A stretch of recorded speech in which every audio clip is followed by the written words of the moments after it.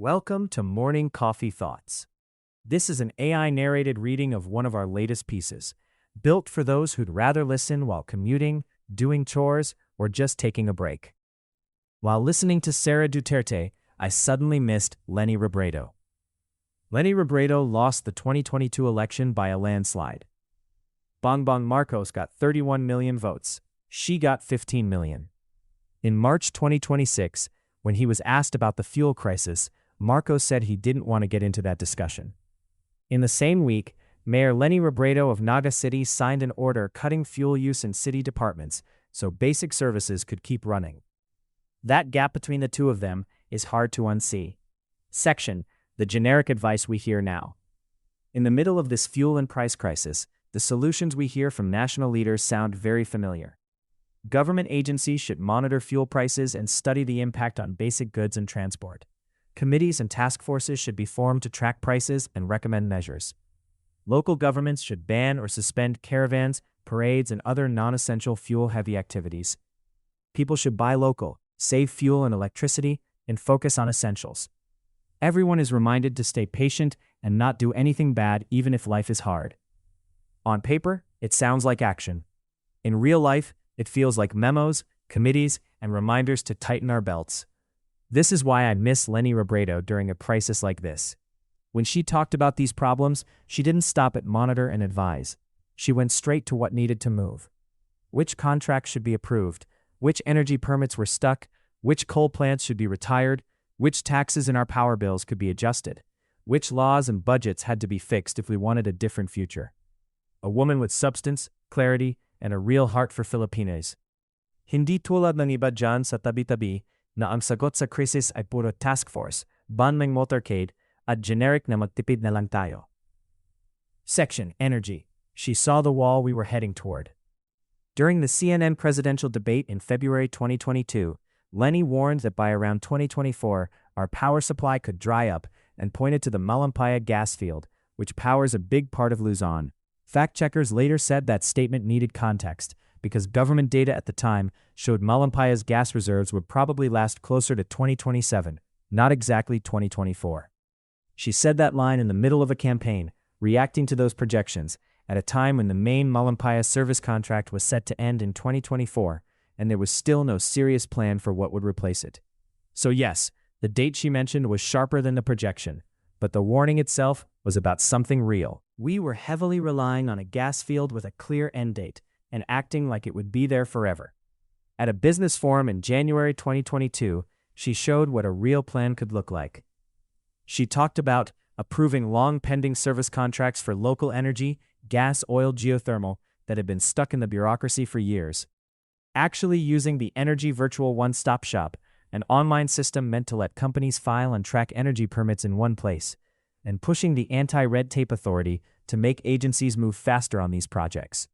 Treating liquefied natural gas, or LNG, as a transition fuel, a temporary bridge while we cut coal and oil and build more renewable sources like solar and wind, with the Department of Energy leading the job of securing supply so companies aren't left to panic buy. Making solar, wind, and geothermal the real long-term priority, and pushing big power users like factories and eco-zones to build their own solar to ease pressure on the main grid. Building mini-grids, small power systems for remote areas, so far-flung communities don't have to wait forever for the main grid to reach them. She also went into our electric bills. In March 2022, she said government should review the value-added tax, or VAT, in our power bills and consider directly subsidizing two items: distribution and systems loss. These are the charges for bringing electricity from plants to homes and for technical losses along the way. Her estimate was simple. If done right, this could trim around 600 pesos from an average household's bill each month. She defended electric cooperatives, local power distributors that are owned by consumers, from automatic privatization. Her logic: when consumers own the cope, it behaves like a service. When a private company buys it, power becomes a product that must earn profit. And only a small number of copes were mismanaged, not the whole system. On top of this, she pushed for a clear coal retirement roadmap, a schedule that says which coal plants will shut down when and what will replace them, so the grid doesn't collapse and investors know what to expect. Now in 2026, coal still provides around 60 to 66% of our electricity. We still have some of the highest power rates in Southeast Asia, just after Singapore.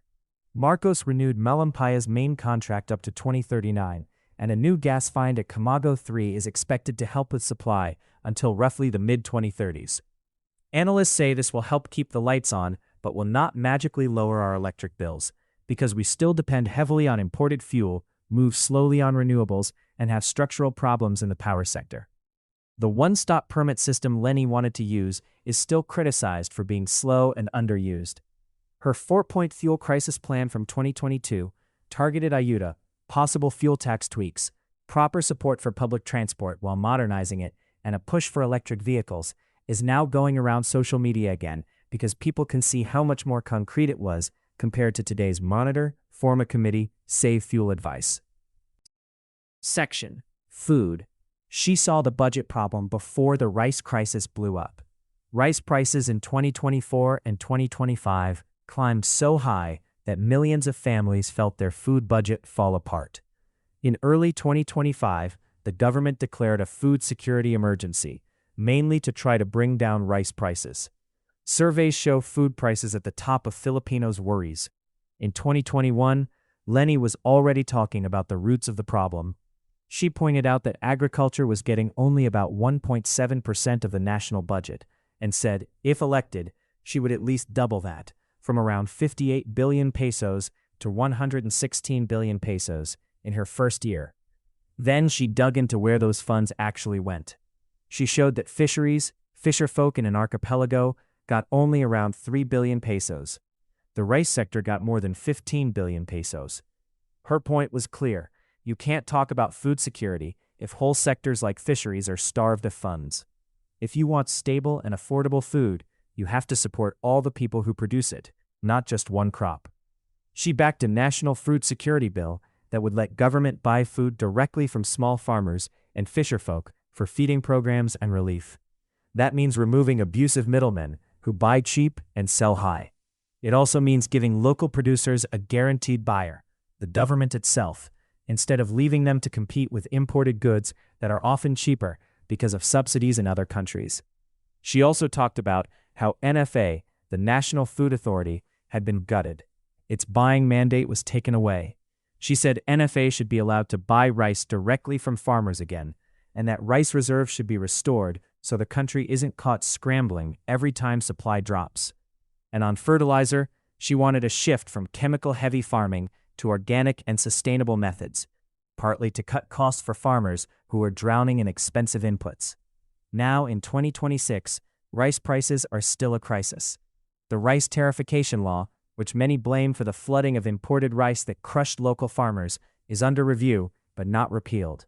NFA still lacks real power. Agriculture's share of the budget hasn't changed much, and we're still importing most of our food. Her four-point fuel crisis plan from 2022, targeted ayuda, possible fuel tax tweaks, proper support for public transport while modernizing it, and a push for electric vehicles, is now going around social media again because people can see how much more concrete it was compared to today's monitor, form a committee, save fuel advice. She had specifics, she had structure, she had plans that took years of work to retire, budgets to double, laws to enforce.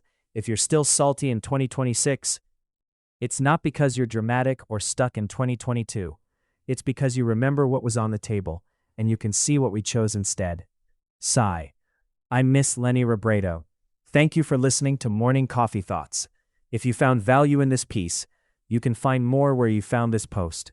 This has been an AI-voiced reading. Stay informed. Stay thinking.